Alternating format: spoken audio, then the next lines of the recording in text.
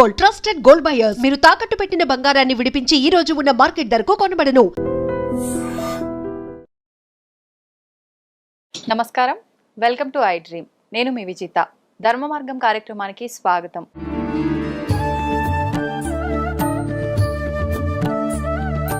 ప్రస్తుతం మనతో పాటు ఉన్నారు ఇస్కాన్ టెంపుల్ నుంచి ప్రణవానంద ప్రభుజీ. ప్రభుజీతో మాట్లాడి ఆధ్యాత్మిక పరంగా ఎన్నో మంచి మంచి విషయాలు తెలుసుకుందాము. మనకు ప్రతి ఒక్కరు కూడా చెప్తుంటారు, మనం చేసుకున్న ఈ జన్మలో చేసుకున్న పాప పుణ్యాల యొక్క ఫలితమే మనం మరొక జన్మలో అనుభవించే ప్రతి ఒక్కటి కూడా ఆధారపడి ఉంటుంది అని చెప్పి. నిజంగా ఎంతవరకు ఆధారపడి ఉంటుంది? ఇదంతా నిజమేనా? ఆధ్యాత్మిక మార్గంలో నడవాలి అనంటే ఎటువంటి మనం నియమాలు పాటించాల్సి ఉంటుంది? ఆధ్యాత్మిక మార్గం వైపు గనక మనం వెళ్తే ఈ కర్మ ఫలాన్ని తగ్గించుకునే అవకాశం ఉంటుందా? ఇలాంటి మంచి మంచి విషయాలు ఇప్పుడు ప్రభుజీతో మాట్లాడి తెలుసుకుందాం. నమస్కారం ప్రభుజీ. నమస్కారం అండి. హరే కృష్ణ. హరే కృష్ణ ప్రభుజీ. ప్రభుజీ చెప్తుంటారు కదా, అందరూ కూడా మనం ఈ జన్మలో చేసుకున్న కర్మలను బట్టే మన మరుసటి జన్మలో అనుభవించే లైఫ్ ఉంటుంది అని చెప్పి. నిజంగా ఉంటుందంటారా అలా? నిజంగానే అలా ఉంటుంది. కాబట్టి కర్మ సిద్ధాంతము మన సనాతన ధర్మంలో ఉన్నది. అలా లేకపోతే ఒకడు పేదవాడిలా, ఒకడు చాలా ధనవంతుడిలా, ఒకళ్ళు చాలా బుద్ధిమంతుడిగా, ఒకళ్ళు ఒక్కొక్క స్కిల్ ఒక్కొక్కడికి భగవంతుడు ఇచ్చాడు. దేని ఆధారంగా ఇచ్చారు అని అంటే పూర్వజన్మ ఫలితాన్ని బట్టి, కర్మను బట్టి ఒక్కొక్కళ్ళు ఒక్కొక్క విధంగా జన్మించారు. ఒకళ్ళు పొడువుగా జన్మించారు, ఒకళ్ళు పొట్టిగా జన్మించారు, ఒకళ్ళు భారతదేశంలో జన్మించారు, ఒకళ్ళు అమెరికాలో జన్మించారు. దేన్ని నిర్ధారించుకునేలా ర్యాండమ్ లో ఇలా ఇలా వేయలేదండి. అన్నీ కూడా మన పూర్వజన్మ యొక్క ఫలితము, పూర్వజన్మ యొక్క సుకృతం.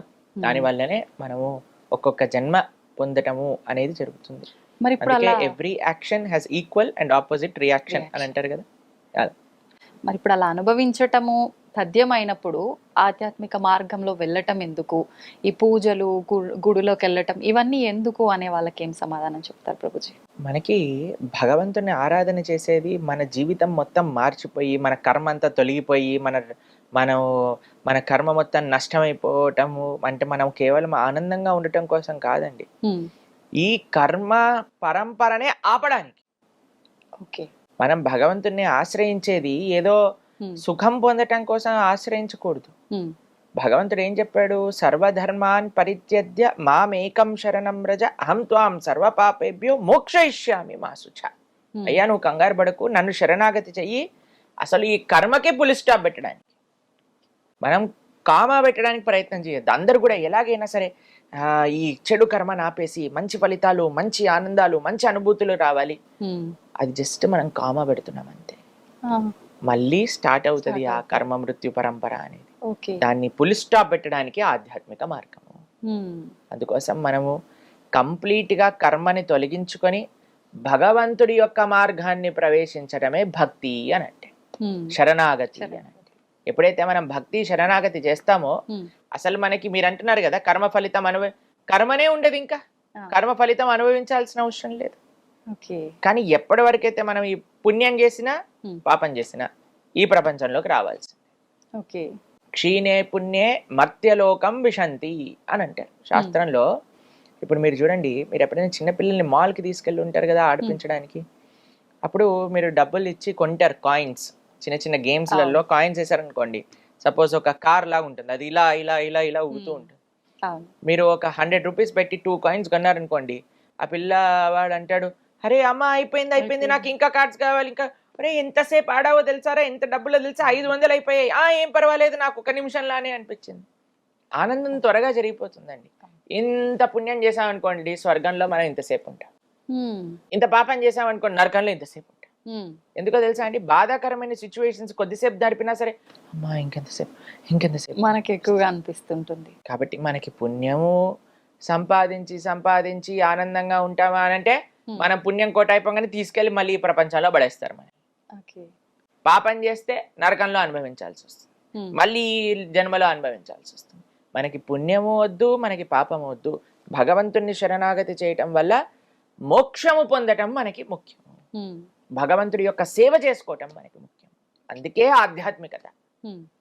కానీ ఇప్పుడు ఆధ్యాత్మికత అంటే ఎలా మారిపోయింది తెలుసా అండి? ఈ పరిష్కారం చేయండి, మీకుండే కష్టాలు పోయి మీకు సుఖ సంపత్తులు మొత్తం వచ్చేస్తాయి. ఇది ఆధ్యాత్మికత కానే కాదు. ఇది కేవలం భౌతికమైన పుణ్యము మాత్రమే. ఓకే. ఆధ్యాత్మిక మార్గం అంటే పాపానికి సంబంధం లేదు, పుణ్యానికి సంబంధం లేదు. కేవలం భగవంతుడి యొక్క సేవ, భగవంతుడి యొక్క భక్తి, ఇది ఆధ్యాత్మిక మార్గం. అందుకోసం మనం భగవంతుడిని ఆశ్రయిస్తాం, భక్తి మార్గంలో, ధర్మ మార్గంలో ముందుకెళ్ళాలి అని సంకల్పం చేసుకుంటాం. ప్రభుజీ, భక్తి శరణాగతి అన్నారు కదా, ఏంటి రెండిటి మధ్య వ్యత్యాసం? భక్తి అంటేనే శరణాగతి, శరణాగతి అంటేనే భక్తి భావనతో ఉండుట. శరణాగతి అంటే స్వామి నేను నీకు చెందిన వాడిని, నీవు తప్ప నాకు ఇంకెవరూ తెలియదు అని ఒక భావన శరణాగతి. శరణాగతి చేశాక ఏం చేయాలి? భగవంతుడి యొక్క భక్తి చేయాలి. భగవంతుడి యొక్క భక్తి అంటే ఏంటి? శ్రవణం కీర్తనం విష్ణు స్మరణం పాద సేవనం అర్చనం వందనం దాస్యం సాఖ్యమాత్మ నివేదనం. చక్కగా భగవంతుడి గురించి వినటం, భగవంతుడి యొక్క నామాన్ని కీర్తన చేయటం, భగవంతుడికి అర్చన చేయటం, ఇలా నవవిధ భక్తి మార్గాలలో భగవంతుని ఆశ్రయించటం, ఇదే భక్తి శరణాగతి అని అంటే. ప్రభుజీ, కలియుగంలో ఇప్పుడు మనకు ధర్మం అనేది ఒకే పాదం పైన నడుస్తుంది, ఆల్రెడీ అంత అధర్మమే నడుస్తోంది అని చెప్పి జరిగే అరాచకాలు, ఘోరాలు చాలా చాలా చూస్తున్నాం. మరి ప్రస్తుతమే ఇలా ఉంటే ఇంకా ముందు ముందు ఎలా ఉండబోతుంది అంటారు? ఇంకా మనకి నిజంగా చెప్పాలి అంటే ఇది సంధికాలము అని అంటారు. అంటే ద్వాపర యుగానికి కలియుగానికి 5 నుంచి 10,000 సంవత్సరాలు సంధికాలం. అంటే ఇట్ ఇస్ జస్ట్ ట్రైలర్. ఇంకా సినిమా ఉంది ముందు ముందు. కాబట్టి ఇప్పుడు కానీ ఉంది, ఈ ట్రైలరే ఇక్కడ ఉంది. అమ్మో కలియుగం ఇలా పెరిగిపోయింది, ఇలా పెరిగిపోయింది, భక్తి చేయలేమని ఇప్పుడే అనుకుంటే ముందెళ్ళైతే ఇంకా చేయలేం. అందుకే మేము అందరికి చెప్పేది ఏంటంటే ఇప్పుడే ఇలా ఉంటే ఇంకా ముందు ముందు ఎలా ఉంటుంది. కాబట్టి ఈ జన్మను వదిలేసుకోకండి. ఈ జన్మ వదిలేసుకొని మళ్ళీ మనం పుట్టామనుకోండి, అప్పుడు ఎవ్వరు ఐ డ్రీమ్స్ టీవీలో భగవంతుడి గురించి చెప్పేవాడు ఉండరు అనమాట. అప్పుడు అందరూ సినిమాల గురించి, సీరియల్ గురించి మాట్లాడే వాళ్ళే ఉంటారు. కాబట్టి మనకి ఇప్పుడు కలియుగంలో స్టార్టింగే ఇది. ఇంకా స్టార్టింగ్ లో ఉన్నాం కాబట్టి ఇంత ప్రభావం అనిపిస్తుందా మీకు? అందుకోసమే మనం జాగ్రత్తగా, అందుకే మనం అంటాం కదా దీపం ఉన్నప్పుడే ఇల్లు చక్కబెట్టుకోవాలని. అందుకే ఈ జన్మలోనే ఎంత వీలైతే అంత ఆధ్యాత్మిక మార్గంలోకి మనం వచ్చి, భౌతికత ఎన్నో జన్మలు మనం భౌతిక సంసారం చేసేసామండి, దాన్ని పక్కన పెట్టి ఆధ్యాత్మిక మార్గంలో ముందుకెళ్ళడానికి ప్రయత్నం చేయాలి అని ఎందుకు చెప్తున్నాము అని అంటే ఇది ఇంకా స్టార్టింగ్ టైమే ఇలా ఉంది. ఇంకా ముందు ముందు వెళ్ళాక ఎలా ఉంటుందో ఆలోచన చేయండి. కాబట్టి అందరూ చాలా జాగ్రత్తగా ధర్మ మార్గంలో ముందుకెళ్ళాలి. ఈ సమయంలో మనకున్న అదృష్టం ఏంటో తెలుసా అండి? ఇంతమంది యొక్క ఆధ్యాత్మిక తత్వ మధ్యలో మనం ఉన్నాం. ఇంకా మనం హరినామ సంకీర్తన జరుగుతుంది, యజ్ఞాలు జరుగుతున్నాయి, ఆలయాలు ఉన్నాయి, జనాలు వస్తున్నారు ఆలయానికి, వ్రతాలు పూజలు అన్ని జరుగుతున్నాయి. ఇంకా ముందుకు వెళ్తూ వెళ్తూ వెళ్తూ ఉంటే ఇవన్నీ తగ్గిపోతాయి. అందుకోసం చాలా జాగ్రత్తగా ఉండాలి. అవును, అందుకనే ప్రతిసారి కూడా ఆధ్యాత్మిక మార్గంలో వెళ్ళాలి వెళ్ళాలి, పుణ్యాలు చేసుకోవాలని చెప్తుంటారు ప్రభుజీ. ప్రభుజీ, భగవంతుడు సర్వత్రా ఉన్నాడు, ప్రతి ఒక్కరిలో భగవంతుడు ఉన్నాడు, ఎక్కడ చూసినా భగవంతుడు ఉన్నాడు, భగవంతుడు లేని ఒక ప్లేస్ అనేదే లేదు అంటుంటారు కదా. మరి భగవంతుడు అంతటా ఉన్నప్పుడు ఎందుకు ప్రత్యేకంగా ఆలయాలకి, గుళ్ళోకి వెళ్ళి భగవంతుని దర్శనం చేసుకోవాలంటారు? గాలి అంతటా ఉంది కదండి.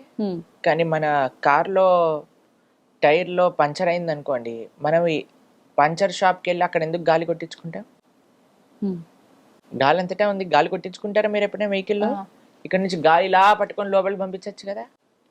సాధ్యపడదు కదా. ఎందుకు సాధ్యపడదు? గాలి అంతటా ఉంది కదా.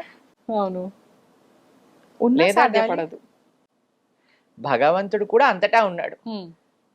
గాలి షాప్ లో ఎలా అయితే ఎయిర్ కాన్సన్ట్రేటెడ్ గా ఒక దగ్గర ఉంటుంది కాబట్టి అది ఈజీగా మనం పెనిట్రేట్ అవుతుంది. భగవంతుడు సర్వత్రా ఉన్న ఆ తత్వము ఆలయ విగ్రహం రూపంలో ఒక కాన్సన్ట్రేటింగ్ గా స్వామి స్వయంగా ఆ రూపంలో అక్కడ కొలువై ఉన్నారు. ఈజీగా యాక్సెసబుల్ మనకి దేవాలయంలో భగవంతుడు. ఎలా అయితే ఇప్పుడు హైడ్రోజన్ ఉంది, ఆక్సిజన్ ఉంది. ఇప్పుడు మనకి నీళ్లు, నాకు ఇప్పుడు దాహం వేస్తుంది అనుకోండి, ఆక్సిజన్ హైడ్రోజన్ రెండు కలిపి ఇప్పుడు నీళ్ళు తెచ్చి నోట్లో పోసుకున్నాను అనుకోండి, అవుతుందా? ఒక వాటర్ బాటిల్ తీసుకొని దాన్ని సంప్రోక్షణ చేసుకొని దాని తర్వాత స్వీకరిస్తే గానీ నాకు దాహం తీరుతుంది. అలానే భగవంతుడు అంతటా ఉన్నాడు, సర్వత్రా ఉన్నాడు. అది భగవంతుడు చెప్పింది, భగవంతుడి తత్వమే సర్వత్రా ఉన్నాడు. మీరు సర్వత్రా ఉన్నాడు అని నమ్ముతున్నప్పుడు ఆలయంలో విగ్రహంలో కూడా ఉన్నాడు కదా. ఉన్నాడు. ఆలయంలో విగ్రహంలో భగవంతుడిని పర్సీవ్ చేయటం చాలా ఈజీ, చాలా సులభం. అందుకోసం మనం ఆలయానికి వెళ్ళి ఎప్పుడైతే ఆ స్వామి యొక్క రూపాన్ని, ఆ స్వామి యొక్క దర్శనాన్ని, స్వామి యొక్క సేవలను మనం ఆస్వాదన చేస్తామో ఇప్పుడు కనిపించేదే చూడలేకపోతే కనిపించేదే ఆస్వాదించకపోతే కనిపించింది ఏం చూస్తామండి? అస్సలు సాధ్యపడదు. ఇప్పుడు జనాలకి మూర్తి భగవంతుడి యొక్క శ్రీ విగ్రహాన్నే దూషిస్తున్నారు, భగవంతుడి యొక్క శ్రీ విగ్రహాన్నే నమ్మకం లేకుండా ఇది నాస్తికుల్లా చేస్తున్నారు, మాట్లాడతారు. భగవంతుడినే దూషిస్తున్నారు. కొన్ని ప్రోగ్రాంలు మేము ఎప్పుడైనా ఇంటర్నెట్ లో చూస్తే మాకు ఆశ్చర్యం వేస్తుంది. పెద్ద పెద్ద వాళ్ళు అసలు మన ఉండే దేవీ దేవతలను కూడా నిందిస్తూ వాటిపైన వెటకారంగా మాట్లాడుతూ, అది ఎంత మహాపాపమో తెలుసా మీకు అది? కాబట్టి సరైన తత్వం తెలియకపోతే వాళ్ళు, మీకు ఒక విషయం తెలుసా, భగవంతుడు సాక్షాత్తుగా మన ముందుకు వచ్చిన ఎవడో నాటకం వేసుకొని వచ్చాడు, వేషం వేసుకొని వచ్చాడు అనుకుంటాడు. నిజమే. భగవంతుడిని చూడడానికి భగవంతుడి యొక్క కృప ఉండాలండి, లేకపోతే పర్సీవ్ చేసుకోలేరు. నిజంగా అంతటి అదృష్టం దక్కుతుందంటారా ప్రభుజీ? నిజంగా బ్రహ్మాండంగా ఎవరైతే వినయంతో, గర్వం లేకుండా శాస్త్రం పైన, ఆచార్యుల పైన, భక్తుల పైన నమ్మకం పెడతారో అటువంటి వాడికి భగవద్ దర్శనం అయి తీరుతుంది. కానీ ఎవరైతే గర్వంతో, అహంకారంతో నేనే పోటుగాడిని అని అనుకొని అందరిని నిందిస్తున్నారో అటువంటి వాడికి ఎన్నటికీ భగవద్ దర్శనం కాదు, మహాపాపం చుట్టుకుంటాం. కాబట్టి మనం ఏదో మైక్ ఇచ్చాం కదా, కెమెరా ఉంది కదా అని మనకి ఇష్టం వచ్చినట్టు మాట్లాడకూడదు, చాలా జాగ్రత్తగా ఉండాలి. ప్లస్ ఇంకో విషయం చెప్తాను, ఎవరిని ఏం అడిగి తెలుసుకోవాలి అనే విషయం కూడా మనకు తెలిసి ఉండాలి.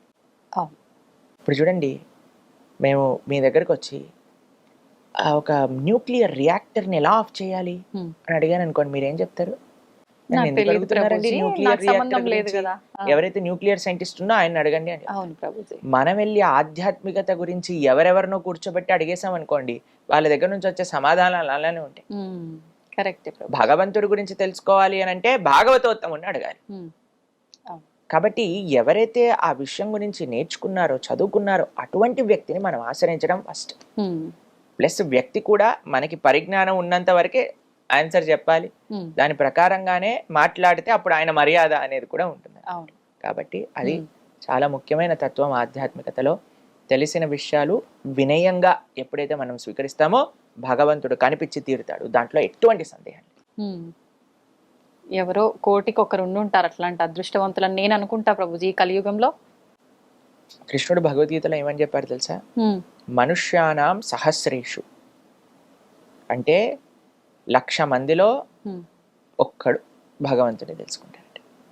వాసుదేవ సర్వమితి సమహాత్మ సుదుర్లభ, చాలా చాలా దుర్లభం భగవంతుడే అంతటా ఉన్న తత్వము అని తెలుసుకునేవాడు అని. పాపం కృష్ణుడికే ఆ ఎక్స్పెక్టేషన్ ఉందంటే అది రియాలిటీనే కదండి. పాపం కృష్ణుడి ఎక్స్పెక్టేషనే అంతే ఉంది.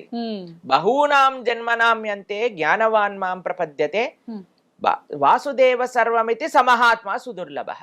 బహూనాం చాలా చాలా జన్మలు ఎత్తి ఎత్తి సంసారంలో అనుభవించి తర్వాత తెలుస్తుందట అటువంటి వ్యక్తికి, అయ్యా కృష్ణుడే సర్వత్వము అని. అటువంటి వ్యక్తి చాలా దుర్లభమైన మహాత్ముడు అని కృష్ణుడు చెప్పాడు భగవద్గీత. కాబట్టి అంత ఈజీ కాదండి భగవంతుడి గురించి అర్థం చేసుకోవటం. కానీ ఎవరికైతే వినయం ఉంటుందో, విశ్వాసం ఉంటుందో వాడు అర్థం చేసుకోవచ్చు. ఇది సీక్రెట్. సీక్రెట్ ఇస్ వినయం అండ్ విశ్వాసం. ఇప్పుడు రివీల్ అయిపోయింది సీక్రెట్. ఓకే ప్రభుజీ, ధ్యానం చేస్తే చాలా మంచిదని అంటుంటారు. నిజంగా ధ్యానం చేస్తే అంత మంచిదా? ఎందుకు చేయాలి అసలు ధ్యానం? మనకి మనసుని నిగ్రహించడం.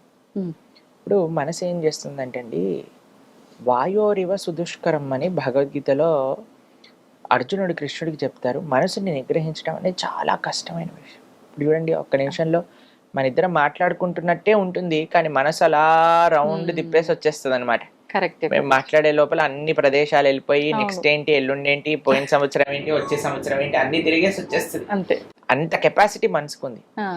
మనసుని నిగ్రహించడం అనేది ఎందుకు? ఒక పిల్లవాడు అల్లరి చేస్తున్నాడు అనుకోండి, అటు వెళ్తున్నాడు ఇటు వెళ్తున్నాడు ఏడుస్తున్నాడు అంటే అమ్మ ఏం చేస్తుంది, ఒక బొమ్మ తెచ్చి చేతిలో పెడుతుంది. ఎప్పుడైతే బొమ్మ చేతిలో పట్టుకుంటాడో దాంతో ఆడుకుంటూ కూర్చుంటాడు.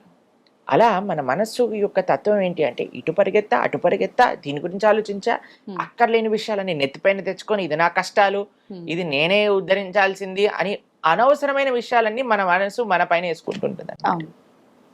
దీన్ని ఎలా ఆపటం అంటే, ఒక చిన్న పిల్లవాడికి ఎలా అయితే మనస్తత్వమో మనసు కూడా అదే మనస్తత్వం. కాబట్టి మనసుకు ఒకటి ఇవ్వాలి. మీకు ఒక విషయం చెప్తాను.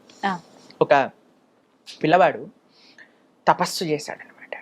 ఒక యోగి వచ్చాడు ఆ మార్గంలో వెళ్తూ ఉంటే, ఆ యోగిని అన్నారు, అయ్యా ఉమ్, నేను ఇంత తపస్సు చేశాను కదా, నాకు ఏదో ఒకటి వరంగా ఇవ్వు Hmm. అని అంటే ఆ యోగి సరే అయ్యా తదాస్తు, నువ్వు ఏం అడిగినా ఇస్తాను, ఉమ్, నాకు ఒక జీనీ కావాలి అని అడిగాడు.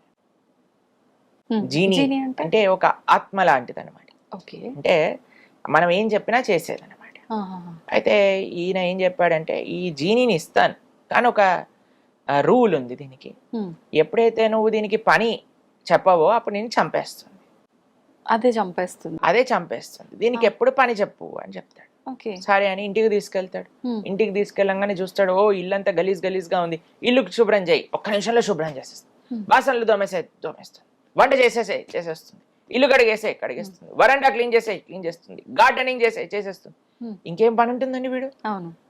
వీడు పని కోసం ఆలోచిస్తున్నాడు, కత్తి తీసింది చంపేయడానికి, ఆ, దగ్గరకు వస్తుంది అంటే అరే ఏం చెప్పంటారా వీడికి పని అంతా, సరే ఒక పని చేయి, మెట్లెక్కు కిందికి దిగు ఆ, అని అన్నాడు. సరే మెట్లెక్కుతుంది కిందికి దిగుతుంది, నేను చెప్పేంత వరకు మెట్లెక్కుతూ కిందికి దిగు అని, మెట్లెక్కుతుంది కిందికి దిగుతుంది, వీడికి ఏమైనా పని గుర్తొచ్చింది అనుకోండి అప్పుడు ఈ పని చేయమంటాడు, ఆ పని అయిపోగానే మెట్లెక్కు కిందికి దిగు, ఆ, అది పైకి ఎక్కుతుంది కిందికి ఎక్కుతుంది, కిందికి దిగుతుంది. కానీ ఆపాము అని అంటే చంపేస్తుంది. మన మనసు కూడా అలాంటిది. ఉమ్, దాన్ని దేంట్లోనైనా ఎంగేజ్ చేయలేకుండా ఖాళీగా పెట్టామనుకోండి మనల్ని పిండి ఆరేస్తుంది అనమాట. కరెక్ట్. కాబట్టి అందుకే idle mind devil's workshop అంటారు. కాబట్టి మనము ఎప్పుడైతే ధ్యానం చేస్తామో మంత్ర ధ్యానము అని అంటాం. మనం మా భక్తి మార్గంలో కృష్ణ భక్తి సాంప్రదాయంలో నేను చేసేది మంత్ర మెడిటేషన్ అంట, మంత్ర ధ్యానం.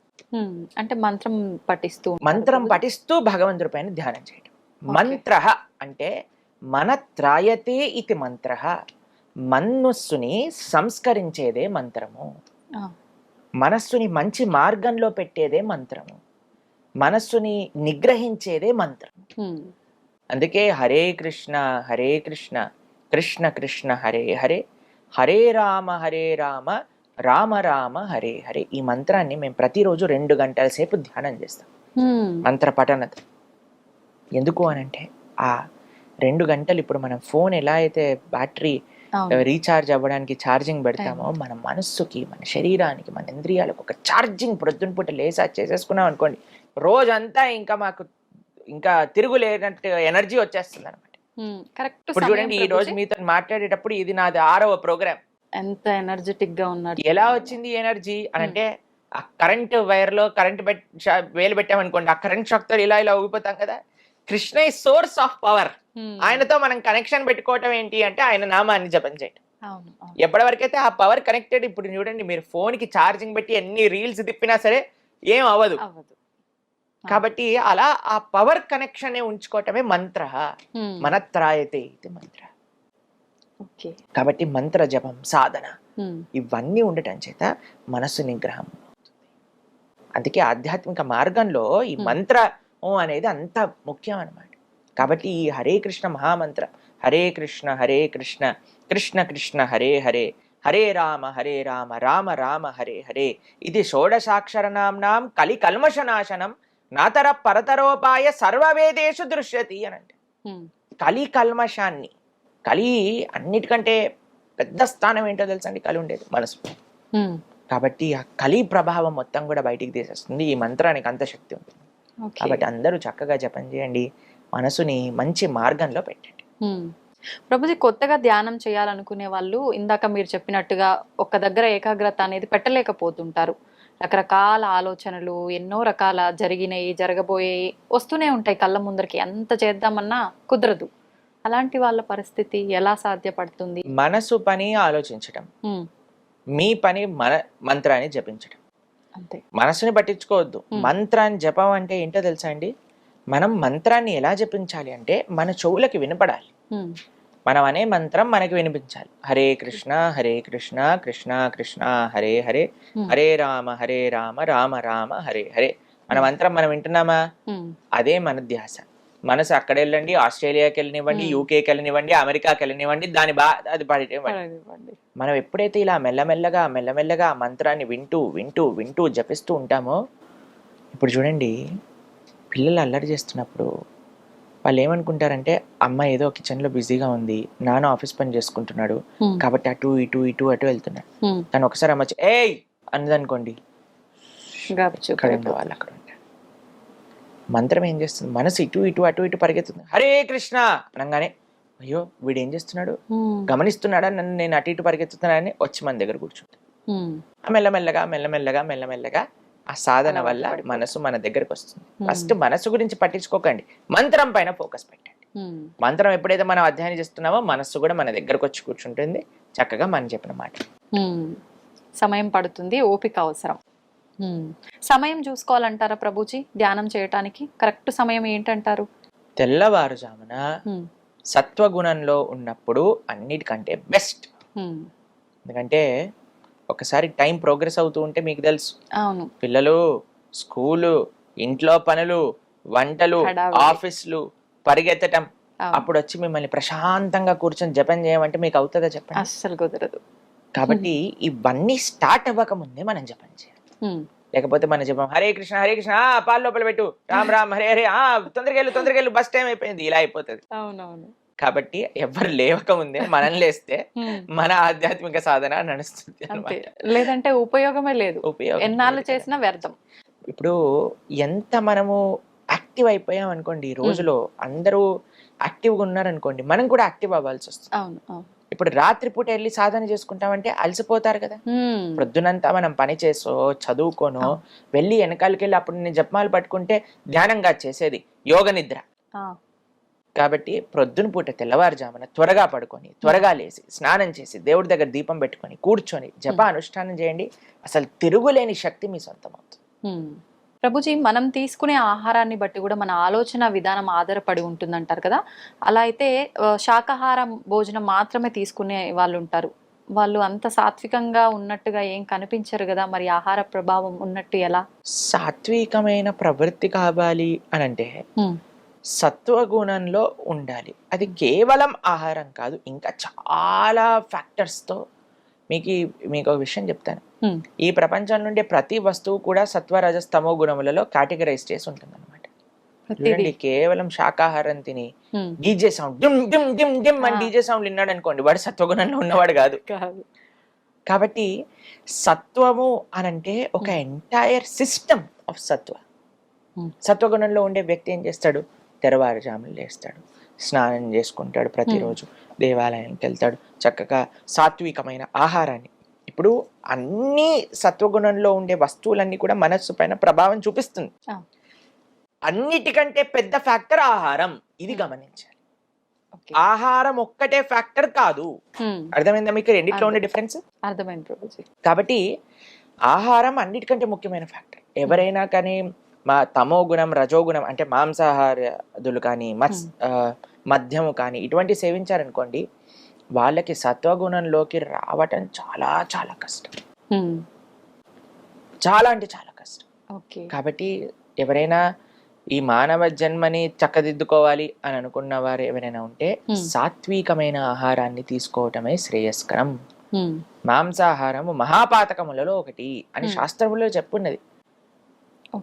కాబట్టి మనం ఎప్పుడు కూడా మాంసాహారం వైపు వెళ్లకుండా కూరగాయలలో కూడా సత్వరజస్తమో గుణములు కలిగి ఉల్లిపాయలు తమో గుణం రజో గుణానికి చెందినవి. కాబట్టి ఇప్పుడు ఆహారంతో పాటు మిగతావన్నీ కూడా మనం దృష్ట్యా పెట్టుకుంటే అప్పుడు మనకి మంచి సత్వగుణంలో ఉన్న వాళ్ళం అవుతాం. ఇప్పుడు మీకు ఒక విషయం చెప్తానండి. ఇప్పుడు ఆధ్యాత్మిక మార్గంలో ఉన్న వాళ్ళకి కొన్నిసార్లు మీరు అనుకోవచ్చు, అరే వీళ్ళకి కోపం ఉంది కదా, అరే ఈయన ఇలా మాట్లాడుతున్నాడు కదా, అలా అనుకున్నారనుకోండి. మీకు ఒక విషయం చెప్తాను. ఒక వ్యక్తి రోగం ఉన్నది, ఓకేనా, నడుము నొప్పి ఉంది, కాళ్ళ నొప్పి ఉంది, తలనొప్పి ఉంది, జ్వరంగా ఉంది, గొంతు నొప్పి ఉంది, థ్రోట్ ఇన్ఫెక్షన్ లాగా అనిపిస్తుంది. ఇంట్లోనే కూర్చున్నాడు, ఇంకా పెరుగుతుంది రోగం. పక్కింట్లో ఇంకొకటి కూడా అదే సిమ్టమ్స్ ఉన్నాయి. ఆయన డాక్టర్ దగ్గరికి వెళ్ళి జాయిన్ అయ్యాడు. డాక్టర్ అన్నాడు, నువ్వు సెలైన్ పెట్టుకో, ఈ మెడిసిన్ వేసుకో అని. ఇప్పుడు సెలైన్ పెట్టి మెడిసిన్ వేసుకున్న మరుక్షణం మొత్తం రోగం పోతుందా? టైం పడుతుంది, కొద్దిగా టైం పడుతుంది. ఆధ్యాత్మిక మార్గంలో ప్రయాణించే వ్యక్తి రోగం ఉంది అని తెలుసుకొని డాక్టర్ దగ్గర వెళ్ళిన వ్యక్తి. కాబట్టి మెల్లమెల్లగా రోగం పోతుంది, ఎందుకంటే చికిత్స చేసుకుంటున్నాడు కాబట్టి. కానీ ఈ వ్యక్తి ఎవరైతే బయట నుంచి అరుస్తున్నాడో, వాడికి ఇంకా జ్వరం ఉంది, వాడికి ఇంకా అహంకారం ఉంది, కోపం ఉంది అన్నవాడు, వీడైతే ఇంకా హాస్పిటల్కి రావట్లేదు. ఆ ప్రయత్నమే లేదు. కదా. కాబట్టి మనము ఎవరిని జడ్జి చేయకూడదు ఎక్స్టర్నల్స్గా, మనం వెయిట్ చేయాలి. ఆధ్యాత్మిక మార్గం దాని ఆ మనస్సు పైన ఆ మెడిసిన్ ప్రభావం చూపించి ఒకరోజు తప్పకుండా ఆయన మంచి వ్యక్తిగా మారుతారు. కాబట్టి మన డ్యూటీ ఏంటి? సత్వగుణంలో ముందుకెళ్ళటం, ధర్మ మార్గంలో ముందుకెళ్ళటం, ధార్మికంగా ప్రవర్తించడం, ఇది మనకి. ప్రభుజీ, జీవహింస, మనం మాంసాహారం తినడం అంటే ఒక జీవిని హింస పెట్టి చంపేస్తున్నాము. అసలు జీవహింస గురించి పురాణాల్లో ఏముంది? మనం ఎంత చెప్పినా మానని వాళ్ళు ఉన్నారు. అలా ఏం లేదండి, మన ప్రవచనాలు విని చాలా మంది వేలల్లో మాంసాహారాన్ని వదిలేసిన వాళ్ళు నాకు తెలుసు. సంతోషం ప్రభుజీ, నిజంగా అలాంటి మార్పు వచ్చినందుకు. చాలా మంది మన ఛానల్లో మీరు చూడండి, ఎంతో మంది మనకు చెప్తారు, ప్రభుజీ మేము మాంసాహారాన్ని వదిలేసాము, మేము ఈ రోజు నుంచి నాన్ వెజిటేరియన్ తినము అని. చాలా సంతోషం వేస్తుంది మాకు అలాంటి వాళ్ళని చూస్తే. ఇప్పుడు చూడండి, మీకు ఒక్క విషయం చెప్తానండి. మనకి ఇంత చిన్న దోమ కుడితేనే బ్యాట్ పట్టుకొని మహాభారత యుద్ధం చేసినట్టుగా ఎక్కడుంది ఆ దోమ, దాన్ని చంపేయాలి అని 4-5 బ్యాట్లు పట్టుకొని తిరుగుతారు. ఇంత పెద్ద బండ లాంటి శరీరంలో ఒక చిన్న దోమ కుడితేనే మనం తట్టుకోలేకపోతున్నాం కదా. అలాంటిది ఒక ప్రాణిని చంపేస్తుంటే మన మనసు ఎలా ఒప్పుకుంటుంది చెప్పండి? శాస్త్రంలో ఏం చెప్పారు తెలుసా? మాంసం అని మనం అంటూనే దాని యొక్క అర్థం ఏంటి అని అంటే, నేను నిన్ను ఎలా అయితే చంపుతానో నువ్వు నన్ను అలా చంపడానికి నేను నీకు పర్మిషన్ ఇస్తున్నా. అంటే ఏ ప్రాణినైతే మనం చంపుతామో వచ్చే జన్మలో ఆ ప్రాణి మనల్ని చంపుతుంది. దాంట్లో ఇంకొక చిన్న అడిషన్ అండి, ఎన్నిసార్లు చంపుతుంది అని అంటే, ఆ ప్రాణి యొక్క శరీరం పైన ఎన్ని వెంట్రుకలైతే ఉన్నాయో అన్నిసార్లు మనల్ని చంపుతుంది. ఇది వింటే ఎవ్వరు తాకరు ప్రభుజీ మాంసాహారం, భయం వేస్తుంది. అలా విన్నా సరే మారని వాళ్ళు కూడా ఉంటారు. ఎందుకంటే కానీ మన ప్రార్థన ఏంటంటే, మనం ఎవరిని ఏమనట్లేదండి, మన శాస్త్రంలో ఉన్న విషయం శాస్త్రంలో కూడా వదిలేసేయండి. మనం ఇప్పుడు చూడండి, ఏ ప్రాణి అయినా చావడానికి పుడుతుందా చెప్పండి? లేదు. ఇంట్లో కుక్కలను పెంచుకుంటారు, ఎంత అల్లారు ముద్దుగా పెంచుకుంటారు. అమ్మో మై డాగి అని. ఇప్పుడు కుక్క అన్నా సరే వాళ్ళ కోపం వస్తుంది. అవును ప్రభుజీ. ఎందుకు? దానికి ఇంకా ఒక మేకకి ఏం డిఫరెన్స్ ఉంది చెప్పండి? అది ప్రాణి ఇది ప్రాణి కదా, అది జంతువు ఇది జంతువు కదా, ఇది పిల్లలు పెడుతుంది అది పిల్లలు పెడుతుంది. దీదెంత ప్రేమగా చూసుకుంటుందో పిల్లల్ని, అది కూడా అంతే ప్రేమగా చూసుకుంటుంది కదా. ఒక ఆవుకి ఒక కుక్కకి తేడా ఏముంది? ఒక పందికి ఒక కుక్కకి ఏం తేడా ఉంది? ఒక కోడికి ఒక కుక్కకి ఏం తేడా ఉంది? ఒక కుక్కకి ఒక మనిషికి ఏం తేడా ఉంది? అన్నిటికీ ప్రాణి, అన్నిటికీ ఫీలింగ్స్ ఉన్నాయి, అన్నిటికీ పెయిన్ ఎక్స్ప్రెస్ చేసే ఒక మెంటాలిటీ ఉన్నది. అందరికీ ఇప్పుడు మేకని చంపాలంటే అది వచ్చి చంపు చంపు చంపు, నేను నీకోసమే పుట్టాను, నన్ను కత్తి తీసుకొని చంపేయాలని మమ్మల్ని ప్రాధేయపడుతుందా చెప్పండి? లేదు. ఏడుస్తాయి ప్రాణులన్నీ ఎవరైనా తన ముందు జరిగేది ఏదైనా చూసాననుకో.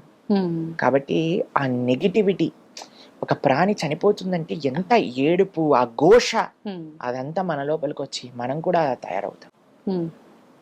కాబట్టి మాంసాహారం తిననేకూడదు. ఇది చూడండి, మీకు ఒక విషయం చెప్తాను, ఆధ్యాత్మికంగా నో వే మాంసాహారం తినటం. Okay, the big no. Second, మానవత్వ రూపంలో ఆలోచించినా సరే మాంసాహారం అనేది చాలా పెద్ద క్రైమ్ అది. మూడో విషయం చెప్తాను, ఎన్వైరన్మెంటల్ విధంగా ఆలోచించామండి. ఒక 300 మంది తినే తిండిని ఒక ప్రాణికి తినిపించి ఆ ప్రాణిని చంపి ఒక 20 మంది తింటారు. అంటే ఎంత మంది ఆహారం వేస్ట్ అవుతుందో ఇక్కడ చూడండి. కేవలం ఒక 50 మంది 20 మంది తినే తిండికి 350 మంది తినే తిండిని ఒక ప్రాణికి తినిపిస్తున్నాం. ఎన్వైరన్మెంటల్ ఇంబ్యాలెన్స్ అవ్వడానికి ఇది చాలా పెద్ద కారణం.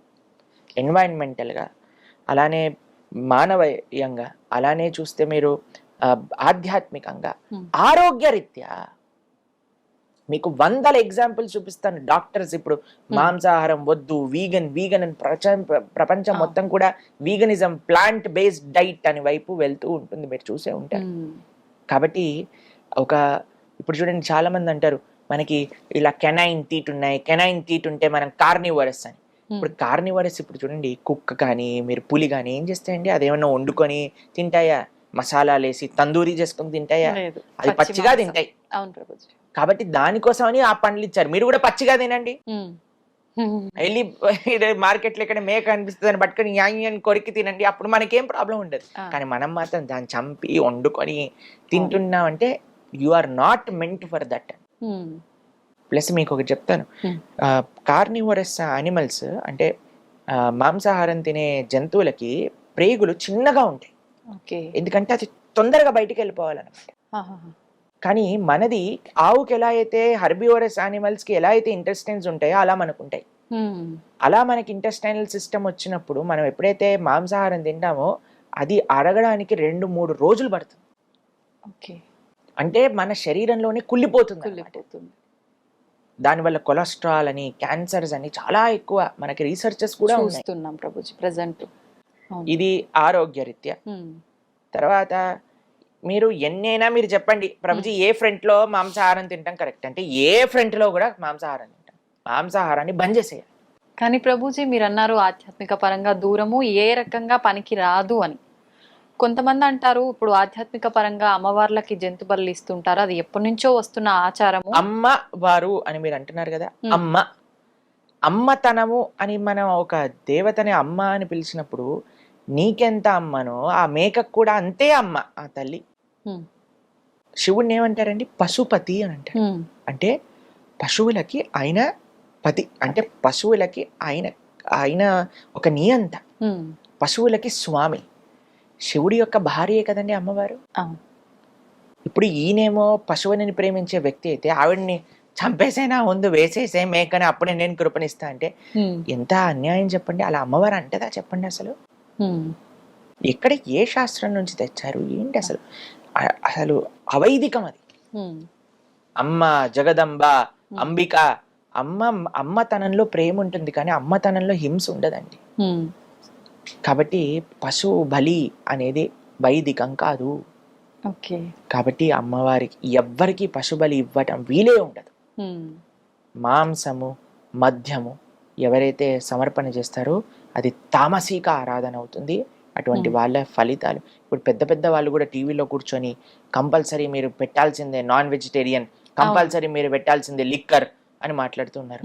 వాళ్ళందరూ పాపం సంపాదించటమే కాకుండా 10 మందికి ఆ పాపంలో భాగ్యస్వామం చేస్తున్నారు. ఈ జీవితం వచ్చింది ఈ ఒక్క పాయింట్ అర్థం చేసుకోండి. ఈ జీవితం వచ్చింది భౌతికమైన కోరికలు సంపాదించటం కోసం కాదు. ఈ జీవితం మనకి భగవంతుడు ఇచ్చింది. భగవంతుడిని అర్థం చేసుకొని భగవంతుడికి శరణాగతి చేసి ఈ జన్మ మృత్యు పరంపర నుంచి దాటి భగవంతుడి లోకానికి వెళ్ళటం. కాబట్టి దీనికి ప్రాణి హింసకి సంబంధం లేదు లేదు లేదు. ప్రభుజీ ఇంకొక చిన్న డౌట్, నేను ఒక కామెంట్ కూడా చూసా లాస్ట్ టైం మనం మాంసాహారం వీడియోకి. మనం చేసుకున్న కర్మల ప్రకారంగా మరొక జన్మ తీసుకుంటాం కదా, అలా తీసుకున్న జన్మ ఇవి జంతువులు మనకు ఆహారంగా ఉండాలని చెప్పి మళ్ళీ జన్మ తీసుకొని వచ్చాయి కాబట్టి ఇప్పుడు అవి మనకు ఆహారంగా మారిపోయాయి, భగవంతుడే సృష్టించాడు అలా అని చెప్పి ఒక కామెంట్ చూసా. దాని గురించి ఏం చెప్పాలి? బీ రెడీ, ఇప్పుడు చంపేసాయి, ఇలా అనుకొని చంపేసాయి. ఆ జీవి పైన ఎన్ని ఎంట్రుకలు ఉన్నాయో అన్నిసార్లు చావడానికి రెడీగా ఉండు. కర్మ ఈస్ క్లియర్ అండి. నేను కళ్ళ గంతులు కట్టుకొని సిగ్నల్ క్రాస్ చేస్తా, నేను సిగ్నల్ నే చూడకుండా క్రాస్ చేస్తా, నీ కర్మ ఫైన్ కట్టాల్సిందే కదా. కట్టాల్సిందే. ఇంకా దురదృష్టవంతుడు అయితే యాక్సిడెంట్ అవుతుంది. కాబట్టి నాకు తెలియదు, నేనేం చూడండి, నాకేం తెలియదు, నాకు సిగ్నల్ తెలియదు, నాకు ఈ రూల్స్ అని తెలియదు, పోనీ ఇష్టం. కాబట్టి బాధ్యత కదా. కాబట్టి ఇలాంటి ఎన్ని లాజిక్లు ఉపయోగించి ఎన్ని విధాలుగా నువ్వు కర్మ చేసినా సరే కర్మని తప్పించుకోలేవు. ఇది అర్థం చేసుకోవాలి. ఇంకొంత పాపం మూట కట్టుకుంటున్నారు. ఇప్పుడు ఒకడు మర్డర్ చేసేసాడండి, పోలీసులు వచ్చి పట్టుకున్నారు. మర్డర్ చేసి అప్పదా జైలుకి. నాకు మర్డర్ చేయటం తప్పని తెలియదు, వదిలేస్తాడా? అసలు వదలరు. చెప్పండి. కాబట్టి ఇప్పుడు నా కర్మ, వాడు నా చేతిలో చంపబడటం ఆయన కర్మ అని చెప్పాడు అనుకోండి, పోలీసు వాడు వదిలేస్తాడా? లేదు. కాబట్టి మన విచక్షణ, భగవంతుడు బుద్ధి కూడా ఇచ్చాడు కదా. కాబట్టి మన విచక్షణ ఉపయోగించి మనం ఏది మంచి ఏది చెడు అని ఆడాలి. కాబట్టి ఈ జిహ్వని కంట్రోల్ చేసుకోవటం అనేది మీకు విషయం చెప్పనా, అన్నిటికంటే ఈజీ ఆధ్యాత్మిక మార్గాలు. మిగతా ఇంద్రియములు కంట్రోల్ చేసుకోవటం కంటే జిహ్వని కంట్రోల్ చేసుకోవటం అత్యంత ఈజీ. ఎవరికైతే జిహ్వ కంట్రోల్ అవ్వదో అటువంటి వాడు ఆధ్యాత్మిక మార్గానికి పనికిరాడు. చాలా కష్టం అని చెప్పాలి. కాబట్టి మీరు మీరు ఇప్పుడు చూడండి, చిన్నప్పటి నుంచి పుట్టినప్పటి నుంచి ఒక విధంగా మాంసాహారం తిని పెరిగేవాడు, పొద్దున మధ్యాహ్నం రాత్రి సాయంత్రం అర్ధరాత్రి మాంసాహారమే తిని పెరిగిన వాళ్ళందరూ కూడా వీగనిజం అంటూ ప్రాణి హింస చేయకూడదు అని పాశ్చాత్య దేశాలలో వెజిటేరియన్స్ గా మారిపోతున్నారు. మనకి ఎంత మన భారతదేశంలో పుట్టి ఇవన్నీ తెలుసుకున్న వాళ్ళని మారటంలో ఏం ప్రాబ్లం ఉంది చెప్పండి. కాబట్టి ఎంత వీలైతే అంత తొందరగా మాంసాహారాన్ని మానేయండి, లేకపోతే మహాపాపం. ఈ కర్మ, కలెక్టివ్ కర్మ కూడా మనకి తయారవుతుంది అనమాట. ఇప్పుడు కొన్ని దేశాలలో చాలా మనకి సడన్ గా హఠాత్తుగా భూకంపాలు రావటం, న్యాచురల్ కెలామిటీస్ రావటం ఎందుకు వస్తాయి అని అంటే, ఇప్పుడు కలెక్టివ్ కర్మ, అందరూ చేసే పాప కర్మ, ఆ నెగిటివ్ వైబ్రేషన్ ఒక్కసారిగా ఒక దగ్గర కాన్సన్ట్రేట్ అయితే ఇలాంటివి వస్తాయి అని కూడా రీసెర్చెస్ ఉన్నాయి. కాబట్టి మనం ఏ ప్రాణిని హింస పెట్టకుండా మనం జీవిద్దాం, ప్రతి ఒక్క ప్రాణిని జీవించే హక్కు వాళ్ళకి ఇద్దాం, అంతే అండి. మనం ఏదో సృష్టించి అందరిని ఉద్ధరించి ఏం చేయాల్సిన అవసరం లేదయ్యా. నువ్వు బ్రతుకు, వేరే వాళ్ళని బ్రతకని, అదే పెద్ద సేవ నువ్వు మానవుడిగా చేయడానికి. ప్రభుజీ, మనం ఆహారం తీసుకుంటున్నామంటే అది శాకాహారమైనా మాంసాహారమైనా, జీవులని ప్రాణం తీయడం అంటే చెట్టుకి మొక్కకి కూడా ప్రాణం ఉంటుంది కదా, మరి దాన్ని కూడా మనం తింటాం. చాలా మందికి ఇదే ప్రశ్న చేస్తారు.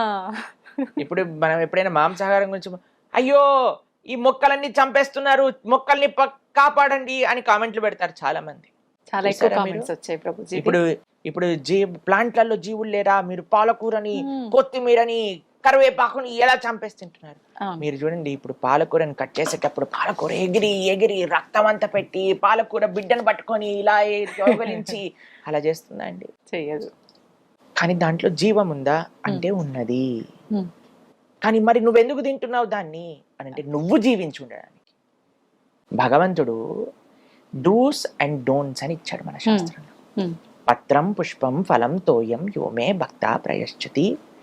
శాకాహారం ఏదైతే పత్రము, పుష్పము, ఫలము, తోయము ఇవి ఉన్నాయో వీటిని చక్కగా నువ్వు నైవేద్యం పెట్టి తీసుకో. ఇది భగవంతుడు ఇచ్చాడు. ఈ సృష్టిని ఎవరైతే తయారు చేశారో, ఇప్పుడు చూడండి, ఇండియాలో మనము ఒకలాగా కారు నడుపుతాం, అమెరికాలో ఆపోజిట్ వైపు కూర్చొని కారు నడుపుతాం. ఓకేనా? ఇది ఎవరు తయారు చేశారు రూలు?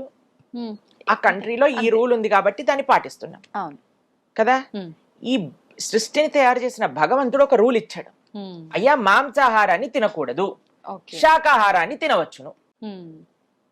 ఓకేనా? క్లియర్ గా ఉంది. కాబట్టి ఆయన ఇచ్చిన రూల్ ప్రకారంగా, ఆయన ఇచ్చిన ఇన్స్ట్రక్షన్స్ లో అహింస అని అంటే లీస్ట్ హింస. అహింస అంటే అన్నిటికంటే తక్కువ హింస. ఇప్పుడు నువ్వు డిసైడ్ చేసుకో, అయ్యా నేను శాకాహారం తినకుండా కూడా బ్రతుకుతా అని ఎవరికైనా అనిపిస్తే, గాలిని పీల్చుకొని బ్రతుకుతా, you are most welcome to do it. కానీ ఎవరైనా అయ్యా మాంసాహారం తినలేకపోతే మరి నేనేం తినాలి? నువ్వు శాకాహారాన్ని తినొచ్చు, బ్రతుకు, ప్రేమని పంచు, ధర్మాన్ని ఆచరించు అని భగవంతుడు. దీన్ని వితండవాదం చేసి మరి జంతువులలో కూడా ఉన్నప్పుడు మరి చెట్లలో కూడా ఉంది, ఏం తినకు. Who said no? If you can live just with water and air, do it. If you cannot, then don't kill anything, just eat plants. అది మనం చెప్పాను. కరెక్ట్ ఆన్సర్ వచ్చేసింది ప్రభుజీ చాలా కామెంట్స్ కి. ఇప్పుడు ఈ వీడియోకి ఏం కామెంట్స్ వస్తాయో చూడాలి. నేను ముందు కామెంట్స్ ఓపెన్ చేస్తున్నా. చూడండి, కుక్కతో ఒక వంకర అని కొంతమంది మారరు. అవునవును. కాబట్టి అటువంటి వాళ్ళ కోసం ఏం చేయాలంటే ప్రార్థన చేయాలి. ఇప్పుడు ఇంత చెప్పినా అర్థం, చాలా చిన్న విషయం అండి. ఒక ప్రాణి మనం హింస పెట్టకూడదు, ఎంత బేసిక్ విషయం అండి అది. నిజంగానే. దానికి ఇంత మొత్తుకొని చెప్పాల్సి వస్తుంది, అయినా సరే అర్థం చేసుకోవట్లేదు అని అంటే, అంటే ఇంకా వాళ్ళకి ఇంకా మారరు అనేది అర్థం. అంతే. కాబట్టి మనం జస్ట్ భగవంతుడికి ప్రార్థన చేయాలి, తండ్రి వాళ్ళని కూడా మంచి ధర్మ మార్గంలో నడిపించు, అంతే, ఇంకేం చెప్పలేము. మన వంతు ప్రయత్నం మనం చేసాం, ఆ పైన భగవంతుడి పైన భారం. ప్రభుజీ, దానం విషయానికి వస్తే కూడా అపాత్ర దానం పనికిరాదు అంటుంటారు, దాని వల్ల కూడా పాపం జరుగుతుంది అని అంటుంటారు. నిజమే అంటారా ప్రభుజీ? కృష్ణుడు భగవద్గీతలో ఈ విషయం గురించి చెప్తారండి.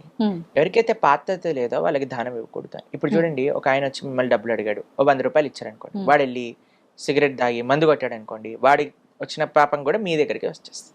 ఓకే. కాబట్టి మనం ఎప్పుడు కూడా అపాత్రతా దానం చేయకూడదు. ఎవరికి దానం ఇస్తున్నాం, ఎక్కడైతే మనం కాన్ఫిడెంట్ గా ఉన్నామో నా డబ్బులు ఇయ్యటం చేత మంచి జరుగుతుంది, అక్కడ మనం దానం ఇవ్వాలి. వాళ్ళకు ఉపయోగపడే ఒక దైవ కార్యక్రమానికి కానీ, ఇప్పుడు ఆలయ వ్యవస్థకు అందరూ అంటారండి, ఆలయానికి ఎందుకు డబ్బులు ఇవ్వాలి, ఎందుకు డొనేషన్స్ ఇవ్వాలి, ఎందుకు మీరు డొనేషన్స్ అడుగుతున్నారు. ఇప్పుడు ఒక పెద్ద ఆలయ వ్యవస్థ, ఇప్పుడు ఫర్ సపోజ్ ఇప్పుడు నేను ఇస్కాన్ ఆదిలాబాద్ మేము అధ్యక్షత వహిస్తూ అక్కడ సేవ అందిస్తూ ఉన్నాం అనమాట. ఇప్పుడు మా టెంపుల్ ఫర్ ఎగ్జాంపుల్ తీసుకుందాం, ఆదిలాబాద్ లో ఉన్న మా గుడిలో ఇప్పుడు భగవంతుడి యొక్క సేవ జరుగుతుంది. ఎవరైతే ఆలయానికి వస్తారో వాళ్ళందరికీ ప్రసాదం పెడుతున్నాం. ప్రతిరోజు కూడా అన్నదాన సేవ, అక్కడ ఎవరెవరికైతే అన్నం లేకుండా ఉన్న పిల్లలు కానీ, వృద్ధులు కానీ, మహిళలు కానీ ఎవరు వచ్చినా సరే లేదనకుండా అన్నం పెడుతున్నాం ప్రతిరోజు కూడా. అన్నదాన సేవ జరుగుతుంది. దాని తర్వాత ఆధ్యాత్మికమైన కార్యక్రమాలు ఊర్లలో ఎక్కడైతే మత మార్పిడులు జరుగుతున్నాయో, ఎక్కడైతే ధర్మ ప్రచారం, ప్రతి ఊర్లోకి వెళ్ళి ఇది నీ ధర్మం అయ్యా, ఇది నువ్వు చెయ్యి, దానికి ధర్మ ప్రచారానికి ఉపయోగపడుతుంది. కాబట్టి ఒక కల్చరల్ ఫ్రంట్, ఇప్పుడు ఉత్సవాలు సెలబ్రేట్ చేస్తాం. ఇప్పుడు జన్మాష్టమి వస్తుంది, 25,000 మందికి మనం అక్కడ ప్రోగ్రామ్ తయారు చేస్తున్నాం. ప్రతి ఒక్కరికి వచ్చిన వాళ్ళందరికీ అన్నదానం చేయటం కానీ, భగవంతుడి యొక్క వివిధ ఉత్సవాలు కానీ, ఒక ఆలయ వ్యవస్థ. ఇక్కడ మన డబ్బులు పాడవవు అనే దగ్గర మనం ఇవ్వాలి. ఎక్కడైతే మన డబ్బులు లూటీలు వేసేసి వాళ్ళ పని వాళ్ళు చేసేసుకుంటున్నారు.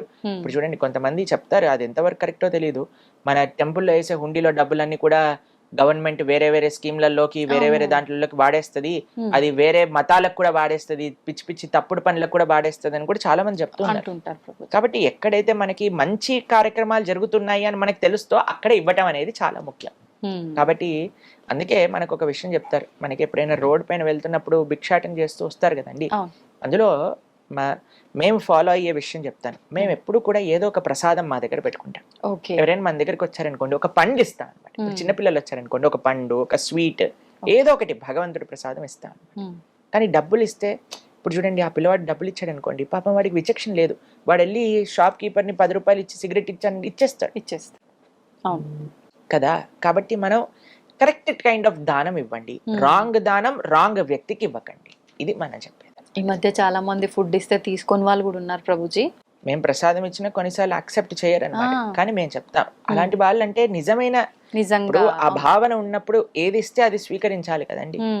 కాబట్టి మనం చాలా జాగ్రత్తగా ఉండాలి. ముఖ్యంగా చిన్నపిల్లల్ని పాడు చేసేస్తున్నట్టుగా అవుతుంది. కాబట్టి వాళ్ళని ఏ విధంగా, వాళ్ళని విద్య ఇవ్వటమా, లేదా వాళ్ళకి అన్నం పెట్టటమా కడుపు నిండా, అలాంటివి చూడొచ్చు. కానీ డబ్బులు ఇస్తే ఎలాగైనా సరే అవి పాడైపోయే ఛాన్సెస్ చాలా ఉన్నాయన్నమాట. అందుకోసం కొద్దిగా జాగ్రత్తగా ఉంటారు. కానీ మీకు ఒక విషయం చెప్తాను, ఎవరైనా మన ముందొచ్చి చెయ్యి చాపాక ఇవ్వకుండా ఉండకూడదు. కాబట్టి 2 ఆప్షన్స్ ఉన్నాయి. మనం ఆహారం ఇచ్చి పుణ్యాన్నైనా తీసుకోవచ్చు, లేదా మన డబ్బులు ఇచ్చి పాపకరమైన తీసుకోవచ్చు.